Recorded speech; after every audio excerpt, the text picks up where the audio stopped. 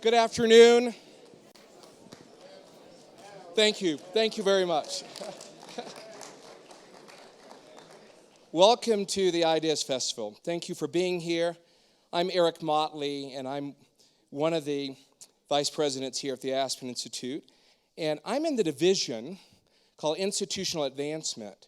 And for all of you who really don't know what that means, that's fundraising. So you're very important to me. So thank you for your support.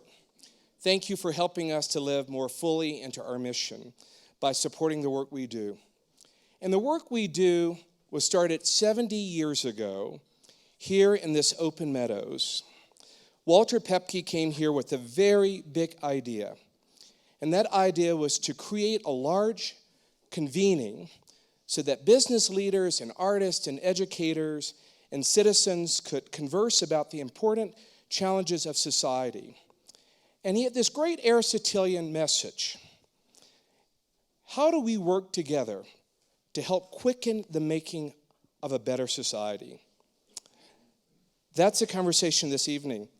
That's a conversation that the Aspen Institute's been having for the last 70 years in this very place. One of the great opportunities I've had in this role as board secretary was to work for Walter Isaacson for 10 years, 11 years here at the Aspen Institute, and to learn everything I could from Walter. So whatever you want to know about Leonardo da Vinci, I'm your guy. But to manage the search process for the new CEO with the board. And so I had the opportunity of not just studying Walter Isaacson as my boss, but studying Walter Isaacson as we contemplated the attributes that we were looking for in the next CEO.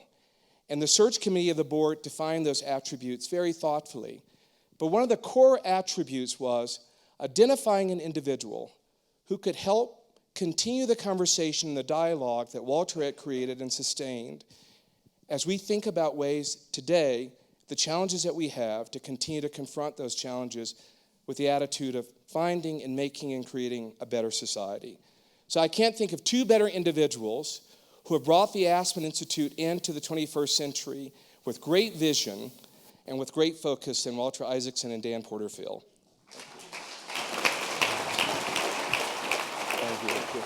Thank you. Walter, you know how terrifying that must have been? Oh, to be introduced by Eric Motley? Or for him to introduce us. Oh, no. I think I'm more terrified to be introduced by Eric than he was to introduce me. Well, you probably owe him a lot. I know I do. Right. This is so cool to have everybody here and for Walter and me to have our first opportunity on an Aspen stage together. I followed his career for many years. In fact, I first met you when I was at Oxford, and you were coming back and talking to Rhodes Scholars. Then I had a chance to read the Ben Franklin book on the elliptical. That was amazing. Was working with the Aspen Institute on a few projects over the years, and it's an unbelievable honor. Unbelievable. Oh, please. No. We're gonna. It's an honor to be succeeded by you. That's not right. No, this whole hour is going to be me saying how much it is, what a great legacy to work with and build, but also how we're planning on our future being one where Walter is continuing to be involved in lots of ways with the Institute, like right now. He comes back to be throughout the festival. It makes us so happy to have you Well, here. it's also, it feels so wonderful to feel so welcome here.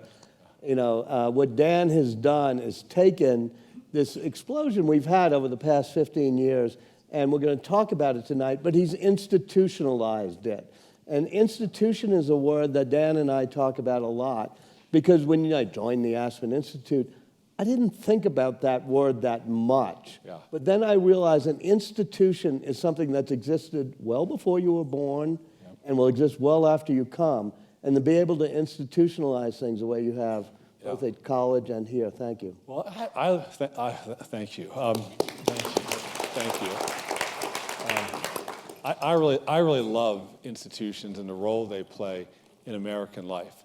And great institutions carry on traditions. Great institutions provide a structure through which we can do our best work. Great institutions invite rising generations to take their place as leaders in society. I think really American culture is led by so many different types of institutions. And to some extent, some of them feel as if they're cracking right now. And a lot of that is because an institution requires of you and instills in you a tiny bit of humility, because you realize it's about something larger than yourself. Yeah, exactly. When we walked the streets of Oxford, it was like, this place will be here 500 years from now, too. Likewise, when we walk the paths of the meadows, we feel that. And so you have to have some ability to submerge your own, path into a larger institution. And America and the world, I think, has lost that a little bit, both with a sort of selfish gene that's kicked in, but also this backlash against thinking, I need to be part of something larger than myself. Yeah, that's so true. And there's some of the institutions in our lives have failed to meet the test of integrity at a moment when that was needed. And I think of that, and it's hard to say, but I think of that in terms of the Catholic Church, which I grew up in. The Catholic Church has been challenged at many times to confront wrongdoing within the church, and it mostly failed until recently. And even now, it's taking a long time for the leaders of the church to open up the records, to own up to what was done, to make recompense. And in that failure, I'm sorry to say it, but in that failure, they've lost the standing that gave them so much authority as an institution. Mm-hmm.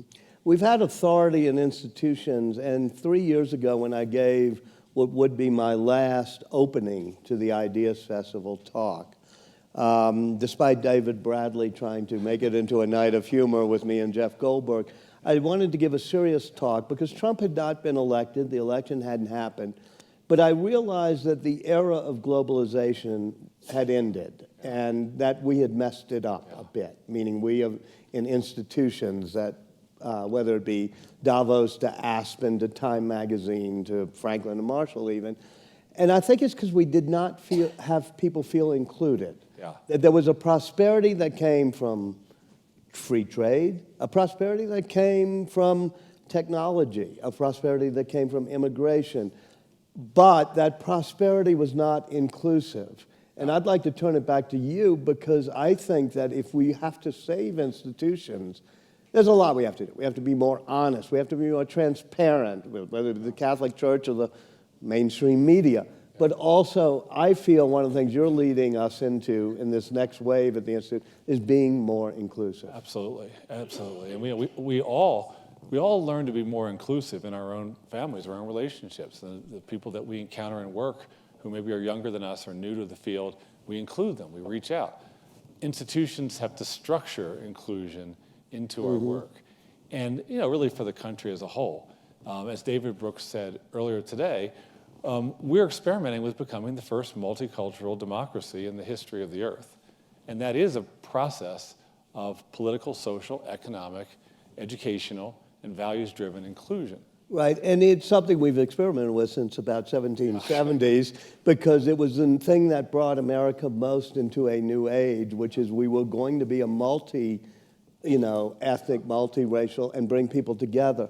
I remember, speaking of institutions, when I graduated from college, and I don't remember my graduation speech, I don't remember much of anything, I hate to tell you, except for I remember the Reverend Peter Gomes, who used to speak here before he died, and he gave a sermon on the day of our graduation in Memorial Church, and it was called What We Forgot to Tell You.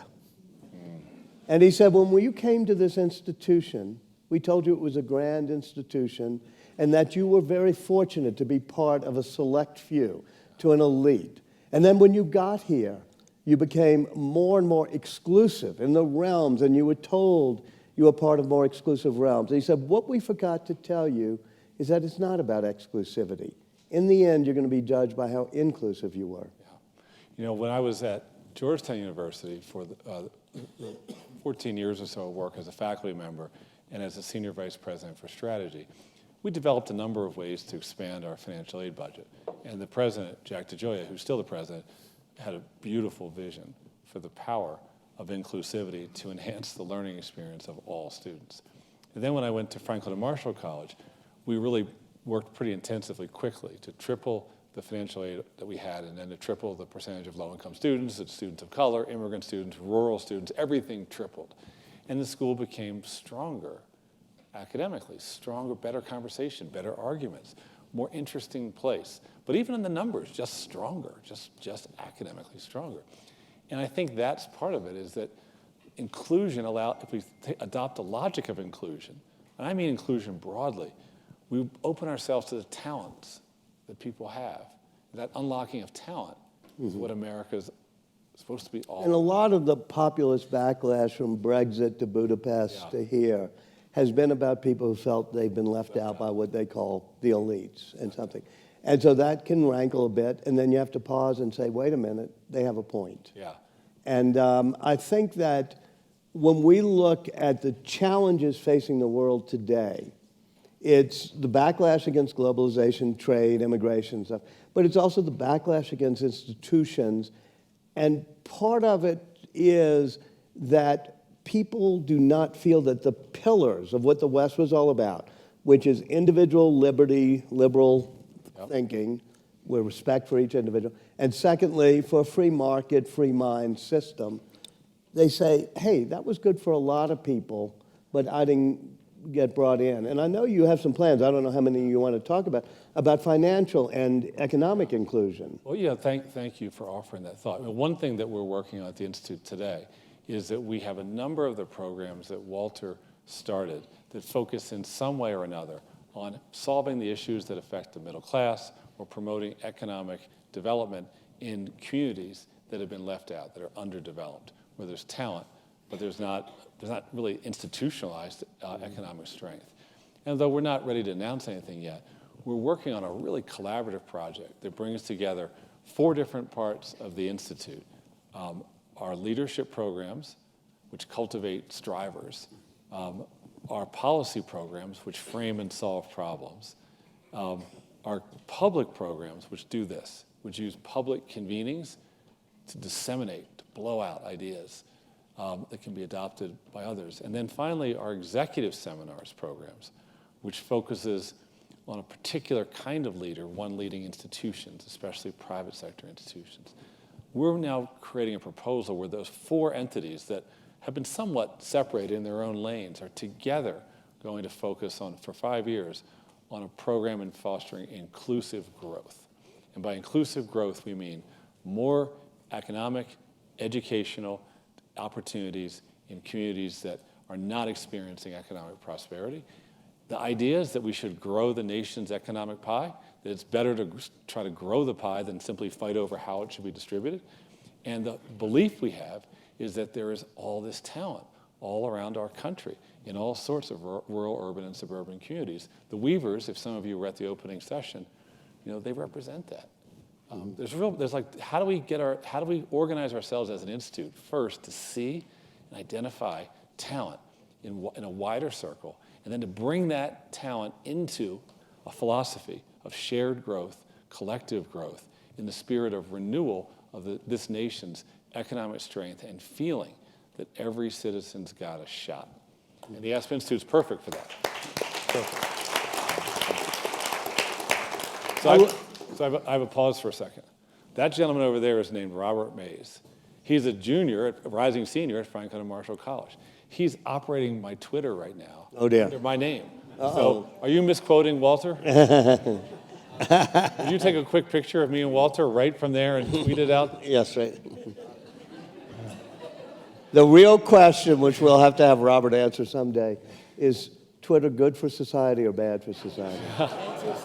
Yeah, I think it's good, but it's going to need some kind of guardrails. And I don't know what they are, but there needs to be some framework of accountability, because obviously it can be used for good or for ill.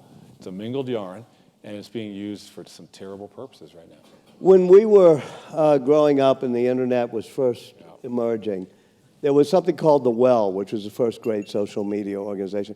And the screen would pop up the minute you logged on. It says, you own your own words. And even though you could use a pseudonym, you had to sign in and they had to know who you are. And if you said something that was odious, you were held responsible. I think we're losing that, and that's another problem in our society.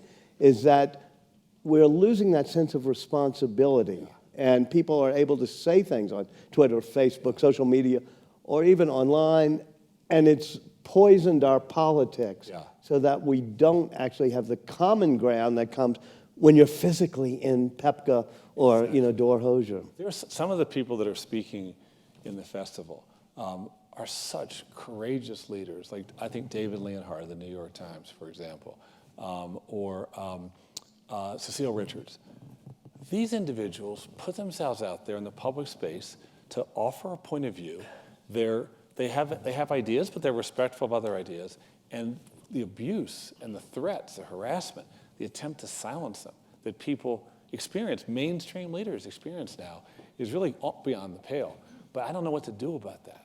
I think one thing to do is after I saw Jim Barksdale, I've been talking to him about it because Jim helped invent Netscape, but was there early on. And his friend Jim Clark did the original sort of web browser programs. And we allowed anonymity to become so ingrained into the system. I think one small fix is that we need some forms of social media in which you are responsible for what you say, and we shouldn't allow anonymity. So if it became like the cultural norm that you opt in and join those platforms. Right, and I think that you should feel ashamed to be one of the anonymous trolls on the other. But it's another role that I've always felt that all of you in this audience have done when I was at the Institute, and I know Dan is continuing it, which is to find a place where there's a common ground, where you actually respect and listen to people. That is what we thought social media was going to be. We thought it was going to connect the world, as they say. And it has, but it hasn't done it in a way that people use it to find the common ground. And if I were to sort of anoint you with another mission that I know you're already on, is it's keep the Aspen Institute as a place for common ground where people try to find ideas and share values. Oh, that's so important. And, we really do have that reputation as an organization. And we have it not only here, when people come to Aspen or from the Aspen community come onto campus, but we have it in a lot of communities around the country in ways that you may not even know about. For example, our College Excellence Program is working with dozens of community colleges right now to help community colleges strengthen their curriculum so they tie to jobs, with the understanding that liberal arts thinking-based learning is a part of that goal. And what Josh Weiner is doing as the head of our College Excellence Program is really bringing Aspen's values into these communities, these community colleges that are like the engine of upward mobility.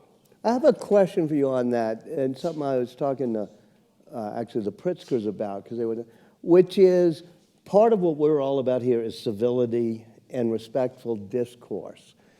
And the question now becomes, in these troubled times, to what extent can you just retreat too much into civility? And to what extent do you have to put yourself out there and fight sometimes and resist sometimes the things that you think are destroying institutions? That's important. So I've thought about this. I'm going to think out loud a little bit, and then maybe you've got some thoughts.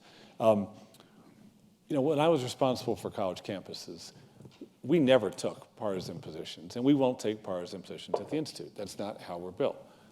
We protect the nonpartisan space. And at the same time, what do I do when some of my students feel as if they're being targeted by the government for harassment? Or what do I do when my researchers in science feel as if the grants that they're getting are now being conditioned with almost like a silence clause? Or what do I do when there's rallies for candidates for political office that are so full of invective, so absolutely hostile and dangerous to be around, that it seems as if a new norm is being okayed, from high levels about what we actually do in public space, when universities are all about civility and trying to have a public commons. So, when I was in my last institution, what I ended up doing is offering a perspective to the students, faculty, and the staff at a giant town hall meeting. Robert might have been there. And what I said was that we'll never take a partisan position. I believe Republicans and Democrats equally valued higher education over my whole career. But if the policies of the government ever targeted our college's ability to have institutional governing autonomy or academic freedom, I would need to resist that. That's just a responsibility of protecting the institution. Institutions has core principles that allow us to have the integrity of what we do. Could this place ever be, the Aspen Institute, ever be attacked by the government? I don't think so.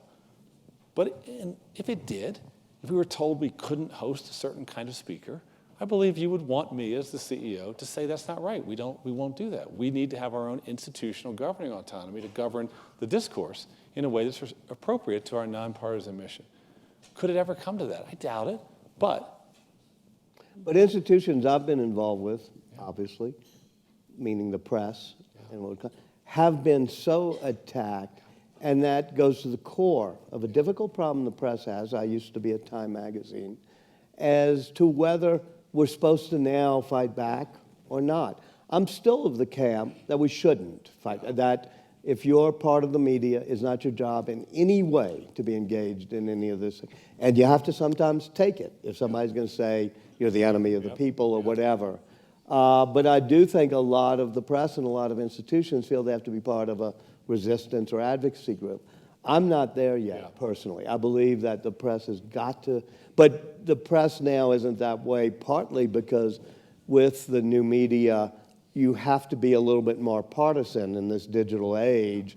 The notion of being a Time magazine is harder to sustain. You've never had the experience, and hopefully nobody in America ever will, of the government censoring a publication that you were... Well, I haven't had it censored, but, and this is a criticism of some in the media now, I worked rather closely at times, especially after 9/11, but even, before, when it was a national security issue.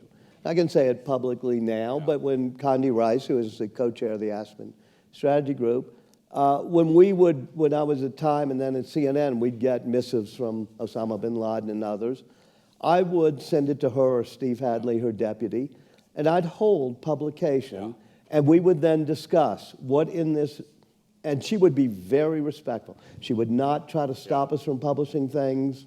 And the same true with stories. If we knew there was a government operation happening, instead of printing it, I'd say, and they were very respectful too. They'd say, I know you're going to have to do this, but if you can hold this part and this part for, and we worked together. That is now impossible, and that's another destructive thing in our institutions. Yeah, it is. Mm-hmm. It is. Now, one of the things that the Institute has as its core is the notion of the good society and the good life.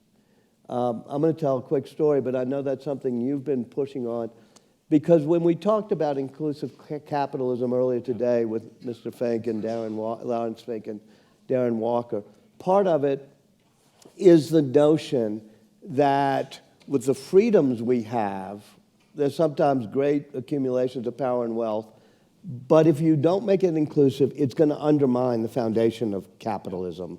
And we see this happening left and right, Budapest to Des Moines. Exactly. But in that question of the good life, Steve Jobs, when at the end, talked about it's not how much you get to take out of the river, it's what you get to put back into the river. That's what makes the good life. And I was wondering, now that you've taken stewardship of this place, at its core is that executive seminar, that seminar where you start with Plato and you start with that question of the good life. How do you let that inform the work here, Bill? So I took the seminar in September with Todd Brayfogle as the moderator. And, I took it with my wife, Karen Hurling, who's here, by the way. Hey, Karen. And first time we've done homework together in about 30 years. As usual, she was got all the reading done ahead of time, and I was scurrying at the last moment.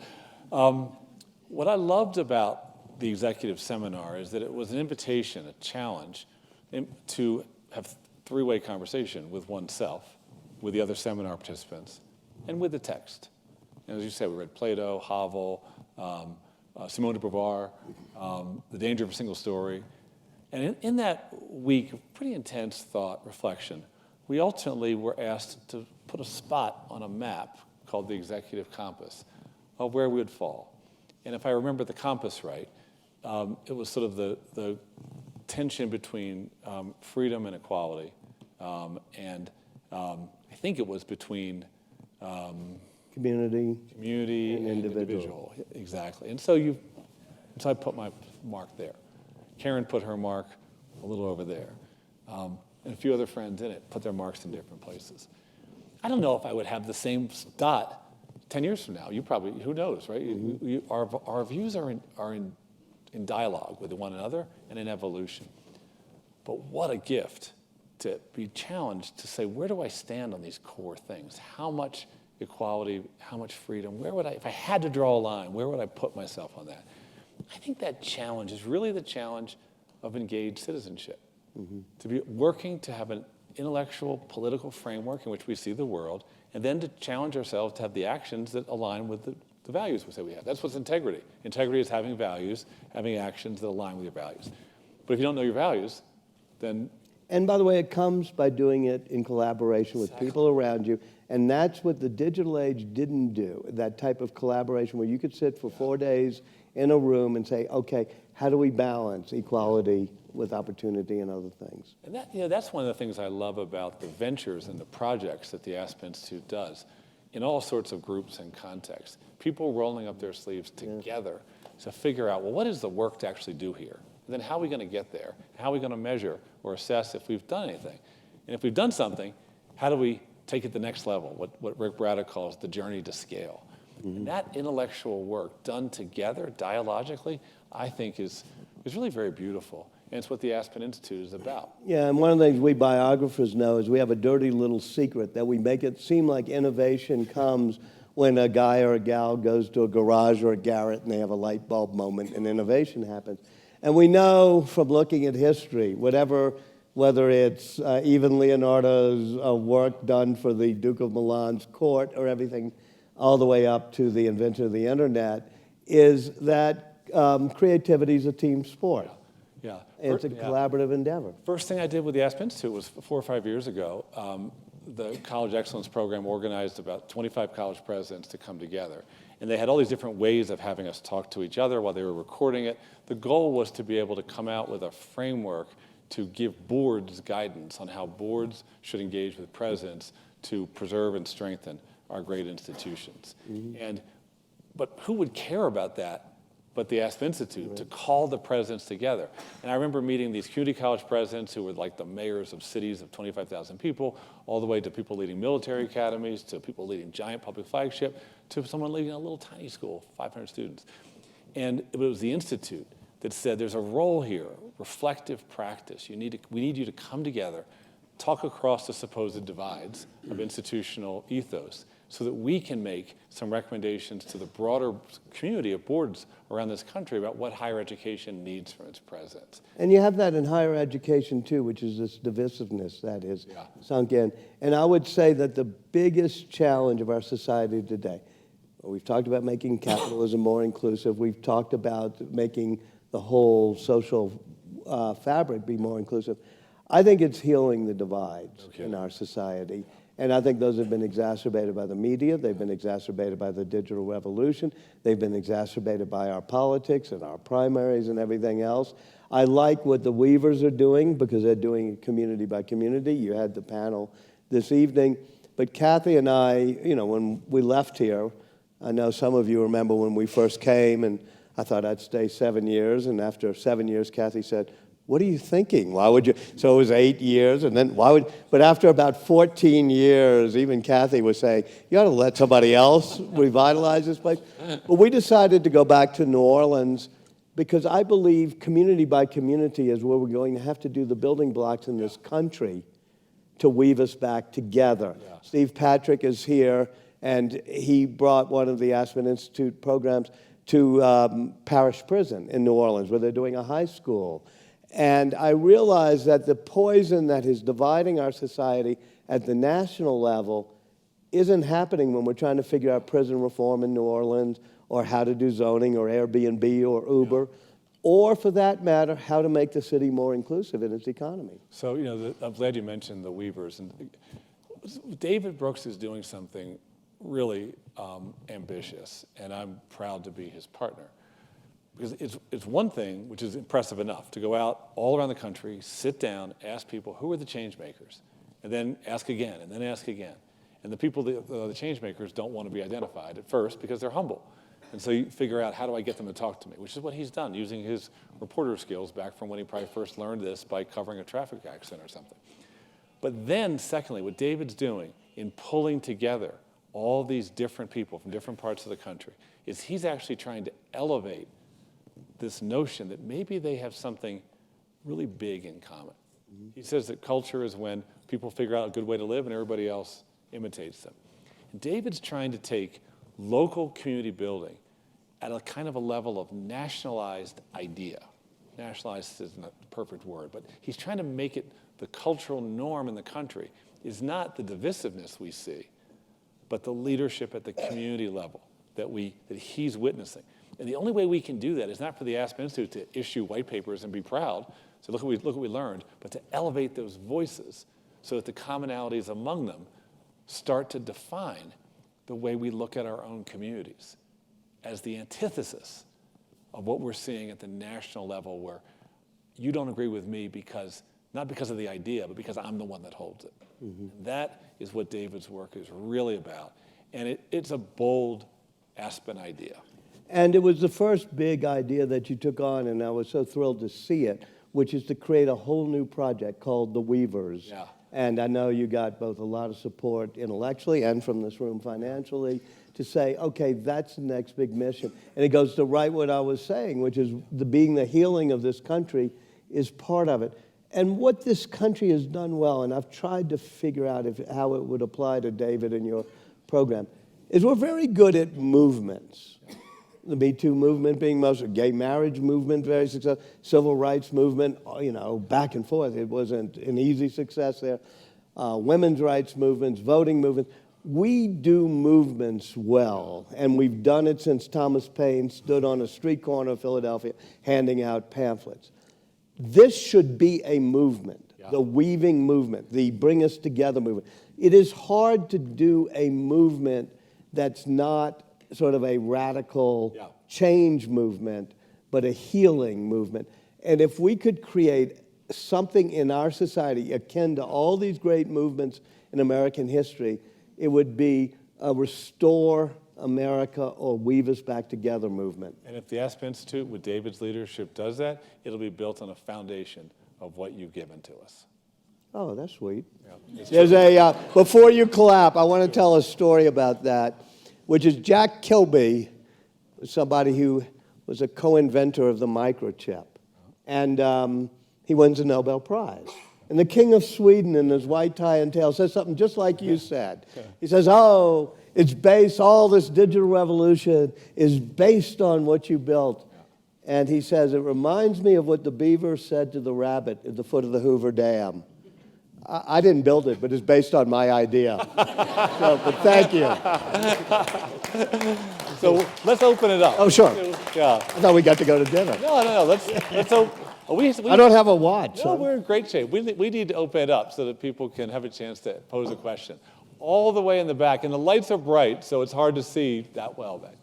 It's nice to have the two of you together, and Walter, welcome back and have all the continuity. Hey, Joni, if it's you. I know it's your voice. I don't know if it's you. My question is, if public schools the budgets are based on the taxes of the local community, we seem to have institutionalized poverty and racism because the kids can't get a good start and they can't catch up till maybe later, if at all. How do we solve the problem if in Brookline, Massachusetts, they spend $14,000 per student, and in Chelsea, Massachusetts, they spend $6,000? Well, we need new ideas, and we need citizen activism. We need parents to get out to the school boards and to demand that their kids have access to an equal education. When I was in 7th grade, the school I was in went on shifts. I had a single mom, and I was going to either be in school from 8 to noon or from noon to 4. This was in Baltimore City. At that time, I remember just the shocking lack of accountability of the Baltimore City schools to working parents like my mom. Shocking. We see that today. There are counties in Colorado on 4-day school weeks this year. They're in Colorado in 2019.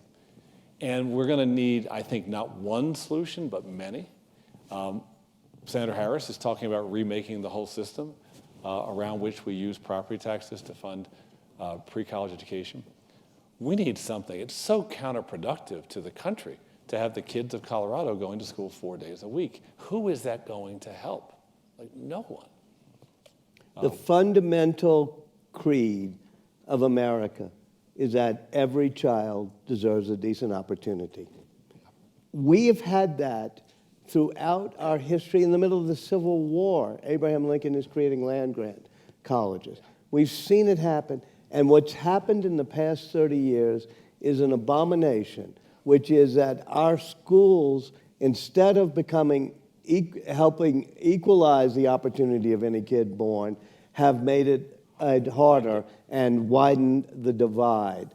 Part of it, as Joni said, is doing it simply through property tax so that richer neighborhoods have better schools than poorer. But there's many, many different things we have to do. I know at Franklin and Marshall, whether it was through Teach for America, many other things, you were involved in it.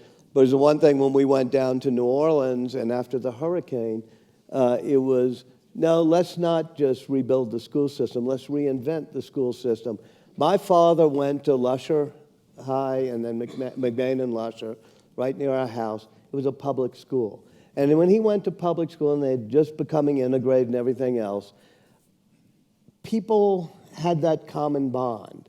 And in the past 20 or 30 years, we've made it so that whether it be in New Orleans or in Chicago, Philadelphia, anywhere else, we have two school systems for two types of families. The thing I always fall back on when I get very frustrated about this is how many schools I've been to that are working. I've been to many. It's kind of like a hobby I have is to go look at schools and see what they're doing. And I've seen traditional district schools that are working. I've seen public charter schools that are working. I've seen religious schools that are working.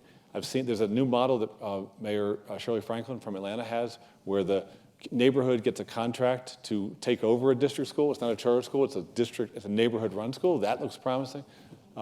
I've been to the Central Valley where Linda Resnick has schools through the wonderful company, sat in the classrooms, seen great teachers, seen kids motivated to learn, knowing they were going to grow up and empower the whole community.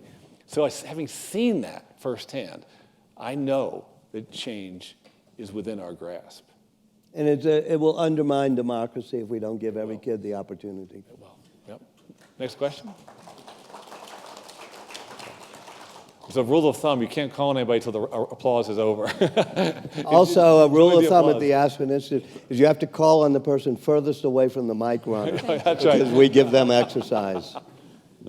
My question is about the media. So, Walter, you probably take the lead on this. And in this day and age, how can the media be a mirror for finding truth and accountability for that? I remember you not only have the end run with direct twittering or whatever, but I remember, I think when our president was still a candidate, Chuck Todd has him on the traditional media and is saying, I'm sorry, that's just not true. Here are the facts. Yeah. And the person, Trump says, no, and he just repeated it louder and more often. And Todd ends up just kind of throwing up his hands. I know. Remember Tim Russert used to be able to say, I'm going to show you that clip again. Will you? Yeah. The problem for the media is multiple. One is the tearing down of the institutions. The notion that anybody who wants authority by calling things fake news or enemies of the people can undermine the fact that there is some objective attempt to get truth and that you can't just make it up. Another problem came from the media, where the media was generally biased in some ways, and in many ways sometimes conscious, sometimes unconscious. And so if I tell people, no, when I was at Time Magazine reporting something, I actually tried to get the truth. I didn't have an agenda. Half people would just look at me like, no, you were lying, you had an agenda, you were biased somehow. And I think we have to realize that truth is a potential goal, that we shouldn't debunk the notion that there's an objective truth. We may never get it, we may be slightly biased one way or the other, but we can aim for it. We can try really, really hard to say, here's the truth of this situation with the Iranian ships, with the school board in Needham, Massachusetts, whatever you're covering. Secondly, the digital revolution incentivized what's called engagement, whether it was Twitter, Facebook, or anything else. The ability to gain a whole lot of eyeballs became the thing. And that worked best when you engage somebody. They share something. They say, you cannot believe what this cat did on the piano, or what Hillary did to this, person in a wheelchair, whatever. That gets you the clicks, the clickbaits.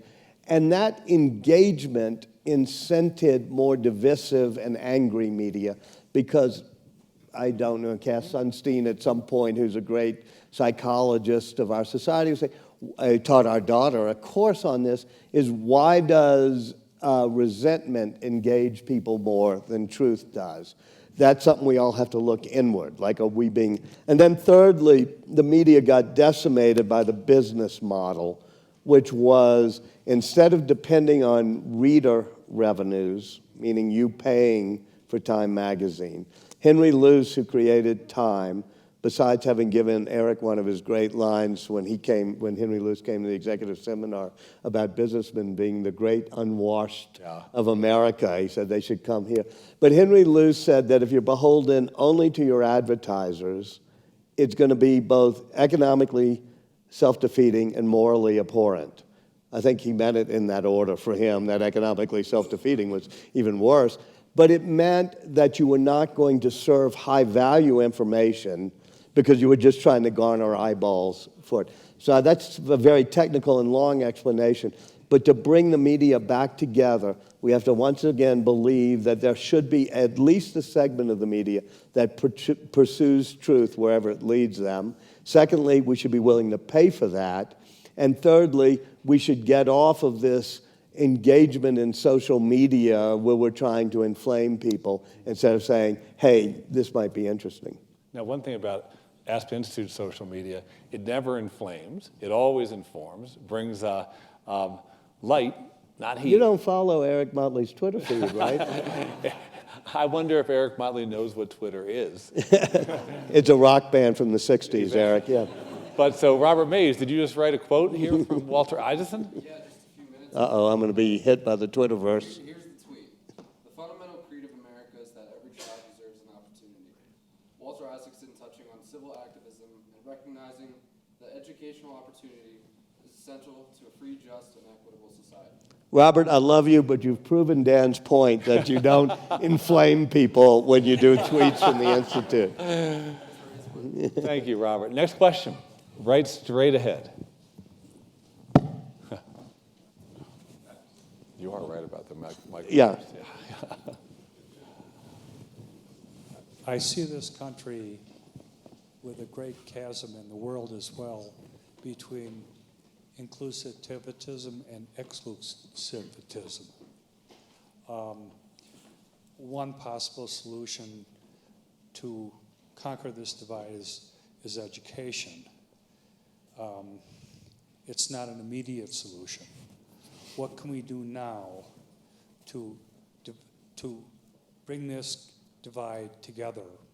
Is it freedom of speech? Is it Facebook? Is it Twitter? What can we do now to make us whole? Well, I think we can demand more of our political candidates, and we can vote against people we agree with if they carry themselves into public space in a way that divides rather than unites. That might be our greatest immediate power. There's an election every year somewhere. I don't know, do you have anything?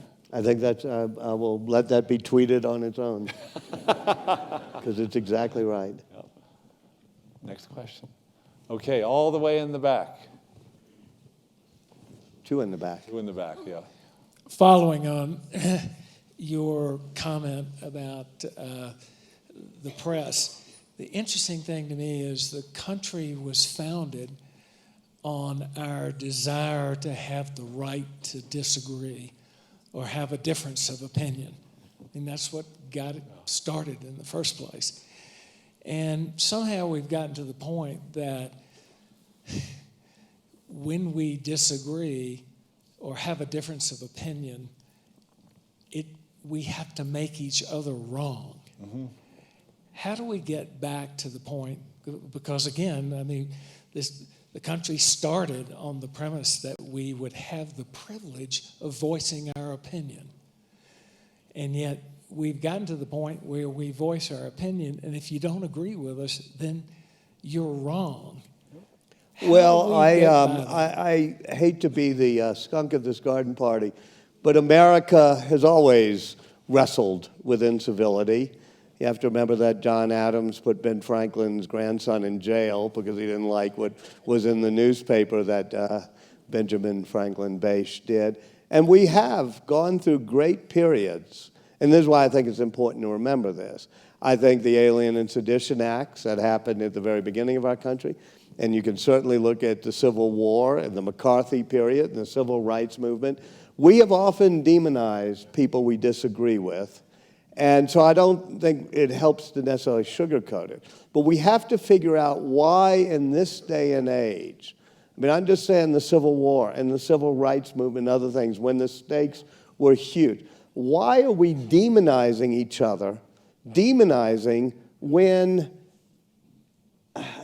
there's not Pretty good. Yeah. Our lives are pretty good right now. Our lives are pretty good, but also they used to say, Henry Kissinger had a line about the Harvard Faculty Club, was that the fights were so bitter because the stakes were so small. And we're not fighting over big issues now. And up until recently, when you do talk about school reform, you could have a Margaret Spelling, who's been on this stage many times, who was Bush's education, and Arnie Duncan, who was a Crown Fellow, and they would be deeply respectful to, successor to Republican Democratic education, and they'd work together on things. And suddenly, by suddenly I mean in 10 years, we've gone back to some of those periods where we demonize our opponents personally. As I've said, and I won't overly repeat it for fear that Robert will then tweet it out, part of it, I think, is social media where we get to be anonymous and we can demonize people. But part of it is the media where talk radio and, Rachel Maddow versus Sean Hannity, you get on the air if you demonize people. And I keep saying, I think it's part of the weaving and weavers mission of our institute to say, we can disagree, but we don't have to be disagreeable. Walter recruited to the Aspen Institute a few years back Eric Liu, who leads our Democracy in America project. And Eric has a way of framing it that I think is very helpful, which is that we don't need fewer arguments, we need better arguments. And by that he means respectful, evidence-based, taking the other side seriously, being able to accurately reproduce the other side's argument, understanding the limits of one's own argument, accepting that our own best arguments aren't always only true, and that method has to be taught. We're not born with it. We need schools and public leaders, public intellectuals, celebrities, and people on Twitter to model the goal of having better arguments. I also think, though, that we have to look into ourselves a little bit. I try to be... Pogo, the great cartoon character, said, we've met the enemy and he is us. And I realize that I think we all do it now in this, I don't want to get political, but in this age of Trump and everything else, we automatically go to our corners when something happens. And I'll give an example that won't make me popular, but Trump, a few days ago, decides not to strike in Iran. It reminded me of when William Crow was the chairman of the Joint Chiefs of Staff, and he said, we've killed enough people today, we're not going to do this strike. And so Trump, instantly though, every Democrat is saying that Trump did this something. I said, wait a minute, I think he's actually right here, but we instantly go to our corner and say, that was horrible what he just did, or that was wonderful what he just did, as opposed to thinking it through and saying, let me judge it as if we're having a good argument, not just a bitter argument. I learned from my Jesuit teachers at Georgetown that one of the premises of protecting free speech, celebrating free speech, and allowing unpopular things to be said was that we always begin with the presumption that the person speaking, our interlocutor, is a good person. Start with the benefit of the doubt. Don't start with how can I I haven't gotten that far yet, but I am willing to think, well, maybe this was not the worst action in the world. There's another hand that's been waiting for a while. Thank you so much, and for what you both do. I just met you on the campus. I'm the drywall contractor from New York, and we want to talk about jobs and inclusive economics. We worked for President Schrumpf on a project, and he practices exclusive economics, meaning he doesn't pay his contractors and all this stuff. We actually made money. It was a miracle. But the point is that there was a program I mentioned to you both called Cash for Caulkers during the stimulus. It never got going. The problem with inclusive economics is during the 30s, we know the WPA and all those places hired people. If we don't get people hired in beginning jobs, you can't No, it get- was very interesting talking to you on the path, and if I can turn it to Dan, I do think it's important to figure out how you turn the inclusiveness also into jobs and opportunity issues. Absolutely. So one of our colleagues, Janet Topolsky, who leads our program on economic development in underserved communities, which in her work tends to be mostly rural, but she does work with some cities. She really believes there's a set of practices that you can put together that will empower people to create jobs, create businesses and enterprises that lead to jobs. And her model includes, and it requires work, but it includes researching emerging trends, attracting businesses to want to see how local environments can be a place where they can then get workers to sort of do the innovative work of taking a business line in a new direction. Secondly, she believes in identifying a group of people she calls strivers, who are people that have small businesses already existing that can scale and grow. Instead of starting from nothing, starting from something that's working.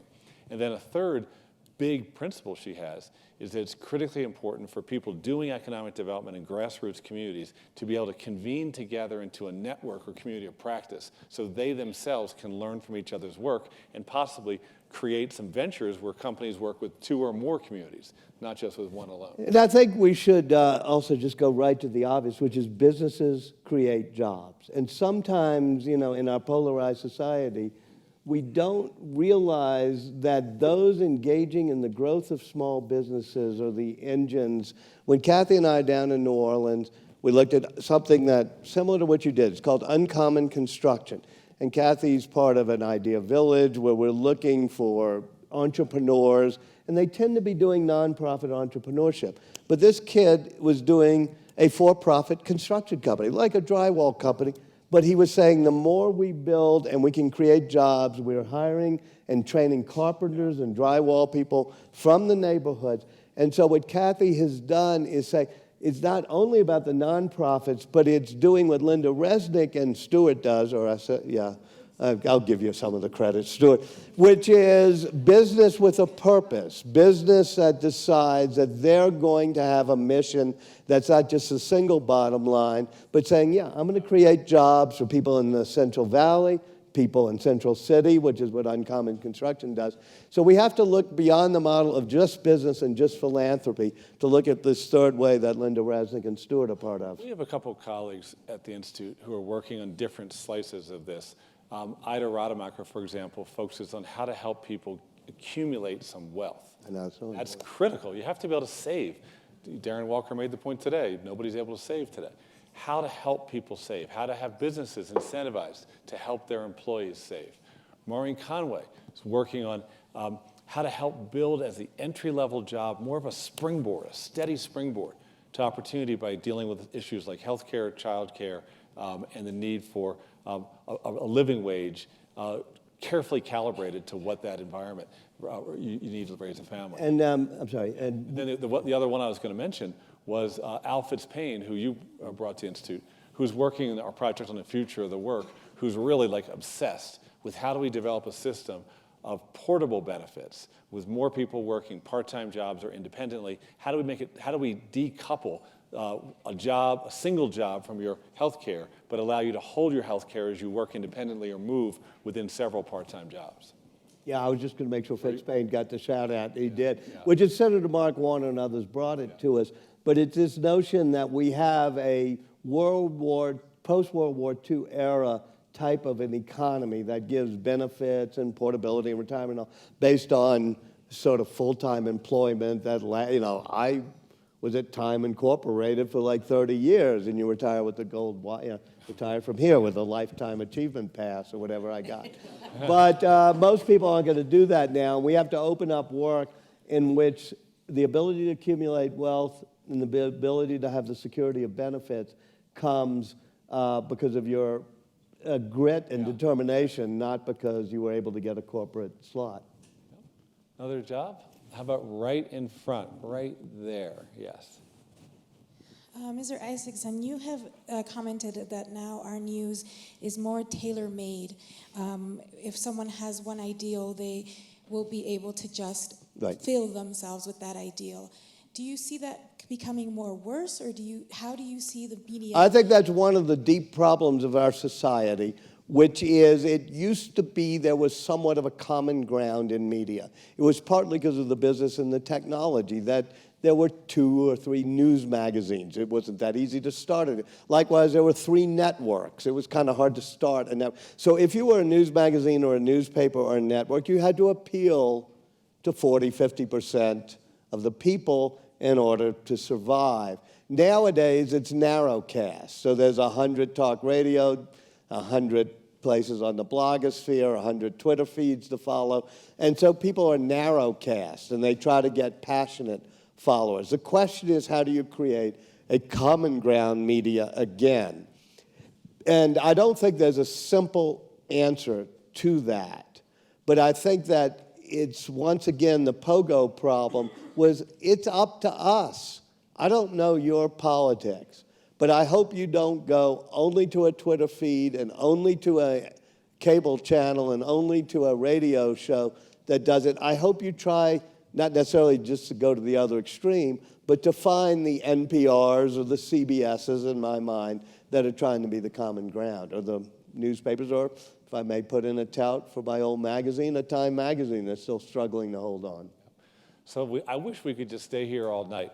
And because you're here, this audience would stay all night. And you too. But there's other things to go do and other speakers to hear, including former Speaker of the House, Paul Ryan. Where's he? He's downtown, I think at the Jerome. At the Jerome, yes. And What time does he start? I think 8:30. All right, But, get to your cars. no. Before you go, let me just say this. I can't let them leave without saying, friendship with Walter Isaacson is a running conversation.